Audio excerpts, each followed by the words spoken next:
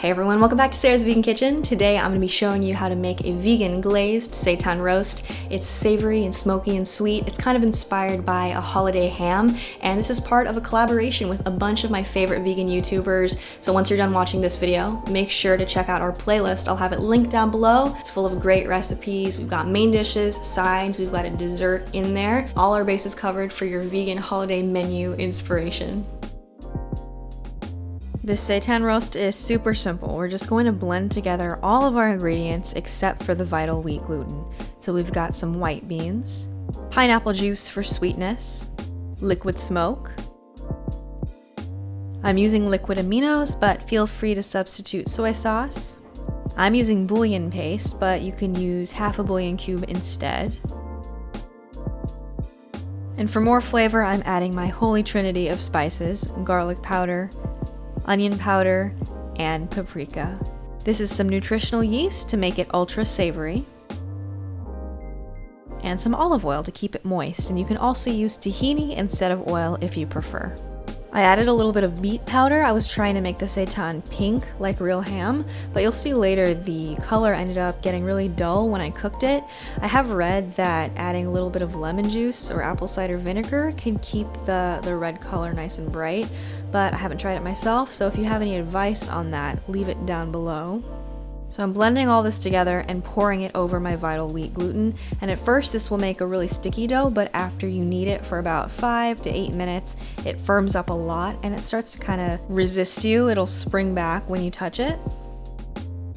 At this point, you're going to form a ball with your seitan and wrap it in either aluminum foil or cheesecloth.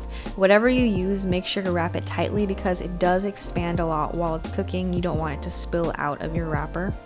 Now bring an inch or two of water to a boil in a big stock pot or a Dutch oven and set your seitan loaf on top of a steamer insert.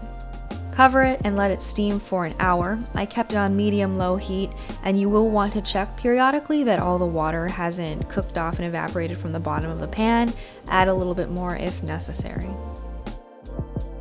Once it's cooked, unwrap your seitan, let it cool for a few minutes until you can touch it safely, and optionally you can slash a crisscross pattern in the top like I'm doing here. I'm inserting some whole cloves in the corners to make this sort of similar to a real holiday ham.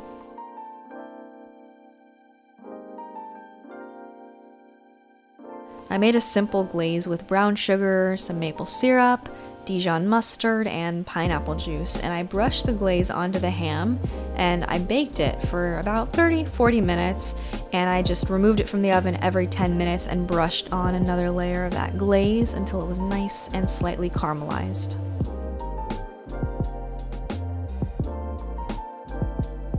And we're gonna do a quick taste test. Here's our roast. I've actually already eaten a considerable amount of this. This is the day after I filmed the actual recipe. I just love seitan in general. My favorite parts are the outside that have the glaze cooked onto them.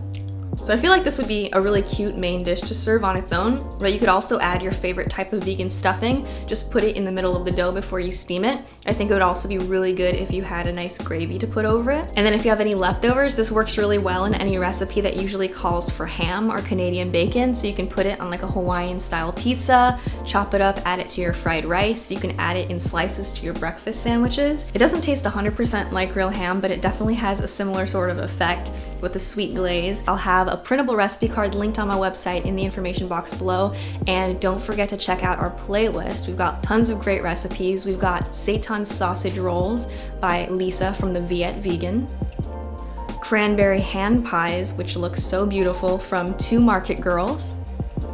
We've got this herbed skillet pull-apart bread with French onion dip by Sweet Simple Vegan, stuffed hasselback potatoes with sage cream by Lisa Kitahara, this maple acorn squash with a rice and lentil stuffing by Shoemaker.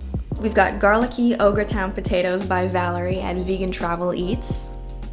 And last but certainly not least, we've got this sweet potato lasagna by Rose at Cheap Lazy Vegan. So make sure to check out everyone else's recipes, leave some love in their comments section, and if it's your first time on my channel, you're coming from one of the other channels in this collaboration, hello, thank you so much for visiting, and I will see you in my next video. Bye.